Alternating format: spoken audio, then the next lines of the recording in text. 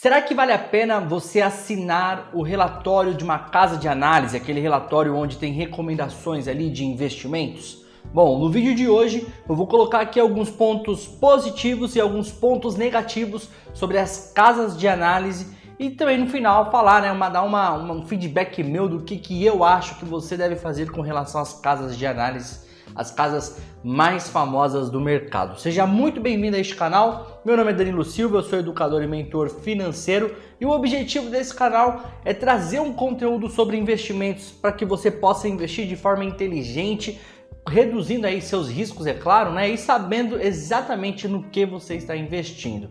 Se você está chegando aqui pela primeira vez, se inscreve no canal clicando no botãozinho que está aqui embaixo, curte o vídeo para que ele possa alcançar mais pessoas e ativa o sininho para você sempre receber as nossas recomendações. O meu objetivo, a minha meta é todo dia publicar um vídeo novo aqui para você. Tem um dia ou outro que por conta do tempo não dá, mas a maioria dos dias eu publico um conteúdo novo aqui especialmente para você, para que você possa aprender mais sobre investimentos. E no vídeo de hoje nós vamos falar sobre as casas de análise.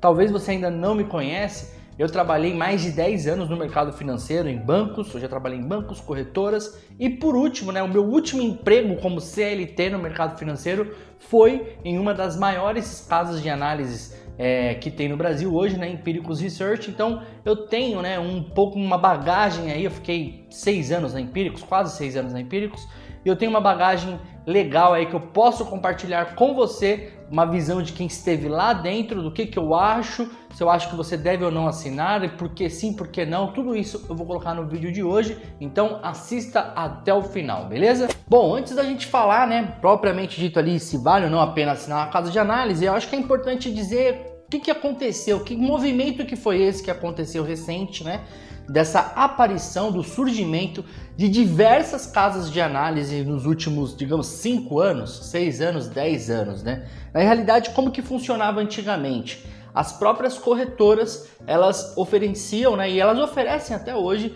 as carteiras recomendadas para os seus clientes. Então você abria conta numa corretora, tinha ali uma seção, uma carteira recomendada, As próprias corretoras recomendavam investimentos, é claro, com analistas certificados pela CNPI e tudo mais, que é a PMEC, que faz a prova do CNPI, certifica os analistas, e as próprias corretoras então recomendavam. Qual que era o problema disso? Você tem ali um conflito de interesse, Porque como que as corretoras elas ganham dinheiro? Elas ganham dinheiro através da negociação. Então você precisa movimentar a sua conta para que a corretora ela ganhe efetivamente dinheiro, através da corretagem. Aí você pode falar, Danilo, a minha corretora ela não cobra corretagem, a corretagem dela é zero, mas ela de alguma maneira ela tá ganhando dinheiro em cima de você, seja no float ali, no overnight que a gente chama, Pega a sua grana e a grana que fica parada ali na conta ela tá usando e ganhando no D1, de um dia para o outro ela ganha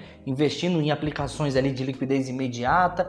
Outra forma ela tá utilizando, mas ela está sim ganhando dinheiro em cima de você como cliente e aí tá tudo bem, o mercado é isso. Só que quando rola conflito de interesse é ruim para o cliente, para o consumidor final. Então as casas de análise elas vieram para tentar quebrar esse paradigma, quebrar esse conflito de interesse que tinha entre corretora e o cliente, pelo fato da corretora também ganhar dinheiro com as recomendações que ela passava, Então as casas de análise surgiu nessa toada, A primeira casa de análise para pessoa física, assim, que foi exponencial, que teve expressão, foi Empíricos, Empíricos, ela foi fundada há mais de 10 anos atrás, ali teve como fundador o Felipe Miranda, o Rodolfo Amstalden, teve também o Caio Mesquita, teve outros fundadores no meio do caminho, outros sócios no meio do caminho que foram saindo, restaram esses 3, E a Empíricos, ela ganhou uma exponencialidade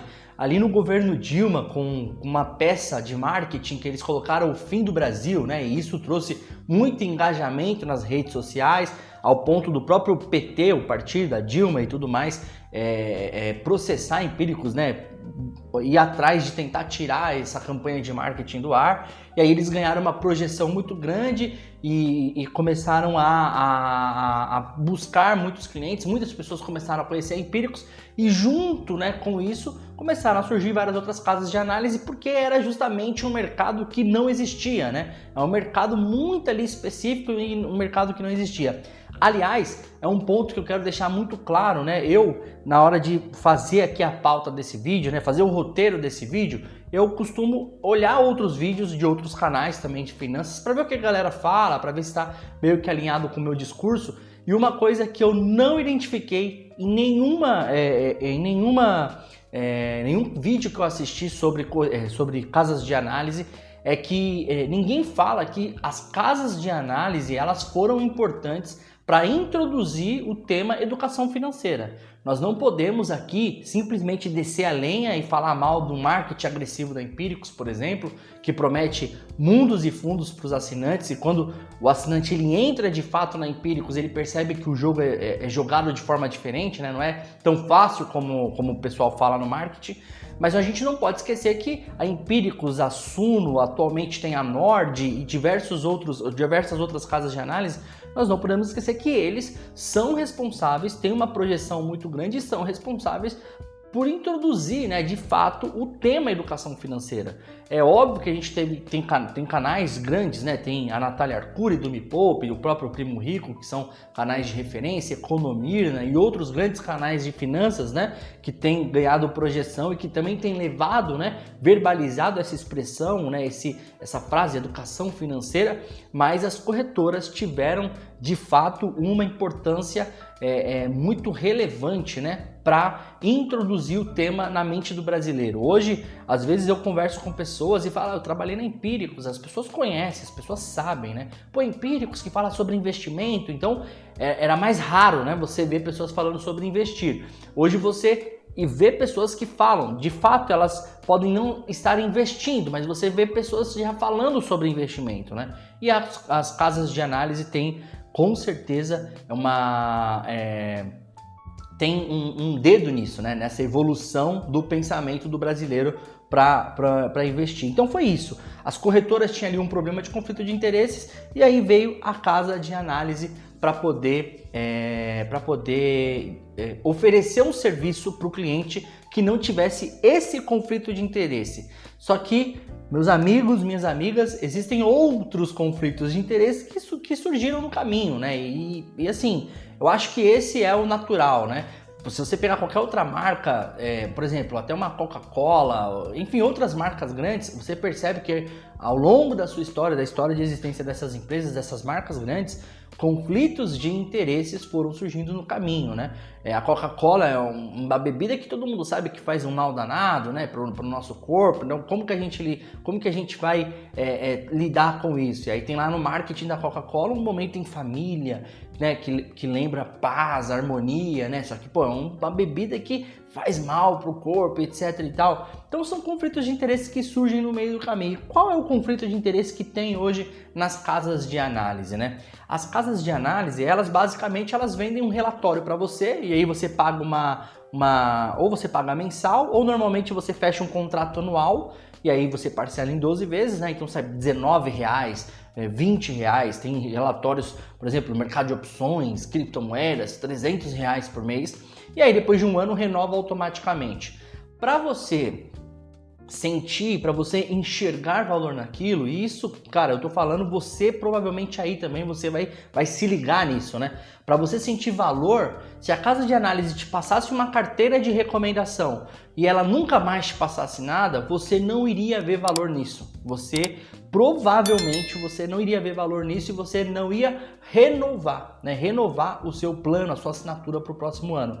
Então as casas de análise, elas precisam fazer um giro na sua carteira, quase que mês a mês, girar, fazer uma mudança, fazer uma nova recomendação, justamente para você enxergar o valor do produto, né? Então, para você enxergar o valor naquilo que eles estão te entregando, ela precisa, por mais que eles verbalizam, né, o buy hold, o investimento de longo prazo, a casa de análise ela vai te oferecer um produto que vai ficar girando, que vai ficar mudando de mês em mês, de 2 em 2 meses, 3 em 3 meses, justamente para que você enxergue valor naquele produto e não queira tirar a renovação ou cancelar o produto, né? Então, esse é o conflito de interesse principal aí da casa de análise, né? Justamente dar uma carteira de investimento para você que não é uma carteira que leve em consideração de fato o buy hold ali para você ficar, né, até o final, né, para você, porque investimentos de longo prazo, grandes investidores, Peter Lynch, Warren Buffett, Charlie Munger e outros investidores, são investidores que compram a ação, inclusive uma frase do próprio Buffett, né, eu compro um papel e por mim a bolsa pode fechar e abrir só daqui 10, 15, 20 anos, porque eu vou continuar com aquela ação, porque eu confio, eu fiz a análise da empresa. Isso é buy hold. Nas casas de análise você não vai encontrar isso, tá certo? O que eu, Danilo, acredito que a casa de análise ela pode ou não atender? Se você é zero de investimento, está começando agora, não assina a casa de análise, porque você vai se embananar todo, você vai se perder nos conceitos, sabe? Por mais que eles ofereçam ali uma aula ou outra, a grande maioria das vezes você fica perdido, completamente perdido no que você deve fazer. Então, assim, no meu ponto de vista, para você que está começando do zero, está começando agora, não existe nada melhor do que você primeiro aprender, né? A casa de análise, ela vem num segundo, talvez num terceiro movimento seu, que é quando você já sabe e você quer aperfeiçoar, tá? Então assim, eu já sei o que é uma ação, eu já sei porque uma empresa paga dividendo, eu já sei de tudo isso. Aí sim, a casa de análise ela entra para poder fazer com que você aperfeiçoe os seus resultados. Se você não buscar uma mentoria individual, você vai buscar então uma casa de análise, porque é quase que individual, mas ela atende um grupo de clientes. E aí essa casa de análise vai te dar um relatório e vai falar, investe nisso, e aí eles vão dizer ali para você mais ou menos qual o racional daquela tese, né, o porquê que eles estão fazendo aquela recomendação, e você vai saber ler aqueles textos, você vai saber ler aqueles relatórios. Então, a casa de análise, para quem está começando, não vale a pena contratar uma Empíricos, uma Nord, uma Suno, não vale a pena, não contrata para quem está começando. Agora, Danilo, eu já tenho uma experiência, eu já fiz os meus investimentos sozinho, já coloquei a mão no arado, né? Já coloquei o pé na água gelada, agora eu quero melhorar, quero aperfeiçoar, quais são as alternativas? Aí tem mentoria individual, não quero mentoria individual, quero fazer um negócio mais barato porque uma mentoria custa, né, tem um ticket maior, porque é individual, né, então tem um ticket maior, não, beleza, então contrata uma casa de análise e aí sim você vai vai entender o que você está fazendo, o que você está recebendo, beleza? Um outro ponto interessante, né, que eu deixei anotado aqui no roteiro, é que se você reparar, as casas de análise, elas acabam em determinado momento da sua caminhada, né, da sua trajetória, elas acabam meio que entrando no mainstream ali do mercado financeiro, né? Então você vê, por exemplo, a Empíricos, que era a maior casa de análise, né, com o maior número de assinantes e tudo mais. Ela foi adquirida pelo Banco BTG. Então como posso dizer, aquela independência, ela acaba sendo arranhada, né, quando você vê uma Empíricos sendo adquirida pelo Banco BTG, justamente porque você nunca vai ver nos relatórios da Empíricos, e é óbvio isso, né, algum relatório, se em algum momento as ações do BTG, por exemplo, não forem boas pro assinante, você nunca vai ver alguém verbalizando isso em algum relatório, sabe? Não compra as ações do BTG, o banco está muito precificado, não está entregando resultado. Não é isso, tá? Não é isso que acontece. Mas eu espero que você esteja entendendo onde eu quero chegar, né? Você começa a ter ali, por mais que eles falam, não, tem separação de atividades, são escritórios diferentes, acaba que ali na caminhada, né, no dia a dia, acaba que sim, arranha essa independência, né? Então você vê outras, a Suno tem parcerias ali com a própria XP Investimentos, a Nord eu acredito que até o momento não, mas a Spit, a Spit Investimentos, esses dias, a sócia, a pessoa que fundou a Spit, né, Luciana Seabra, ela se desligou, né, saiu da sociedade e publicou um texto ali que deu muito na cara, né, do que ela queria dizer de fato sobre essa questão de fazer parcerias com corretoras e você perder um pouco da sua independência.